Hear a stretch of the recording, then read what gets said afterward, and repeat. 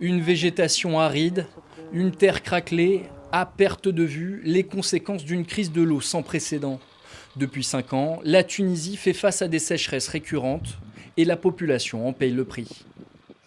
Les coupures d'eau arrivent régulièrement et surtout les jours de fête. Ça peut durer jusqu'à 2 à 3 jours. C'est dur de vivre au quotidien sans accès à l'eau. C'est vrai que nous rencontrons actuellement une pénurie. J'ai une activité professionnelle de fabrication de produits détergents.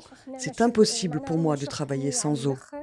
Pour gérer une demande croissante et des ressources en baisse, le gouvernement a mis en place des restrictions sur l'utilisation de l'eau potable.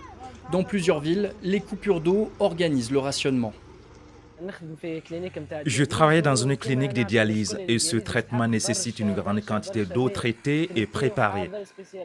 Nous disposons de salles dédiées au traitement de l'eau avant qu'elle ne soit utilisée par les machines de dialyse. Cependant, il arrive parfois que l'eau soit coupée de manière inattendue et nous ne savons pas combien de temps cela va durer. Jusqu'à récemment, la Tunisie s'appuyait sur ses barrages pour constituer des réserves d'eau potable, mais les taux de remplissage des réservoirs d'eau ont chuté faute de précipitations. C'est désormais vers le dessalement de l'eau de mer que le pays se tourne, comme ici à Zarat. En juillet 2024, cette station est devenue le premier projet à voir le jour dans le cadre du programme national de dessalement. Cet investissement, avec une capacité actuelle de 50 000 mètres cubes, a permis d'améliorer la distribution en termes de qualité et de quantité, avec le déficit des années précédentes, avec la succession des années de sécheresse.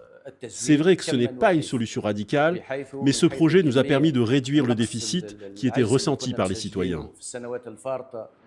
Bien qu'efficace pour produire de l'eau potable, le dessalement présente plusieurs défis environnementaux.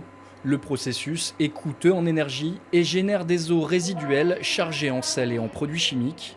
Pour cette spécialiste de l'eau, l'État tunisien doit réorienter sa stratégie.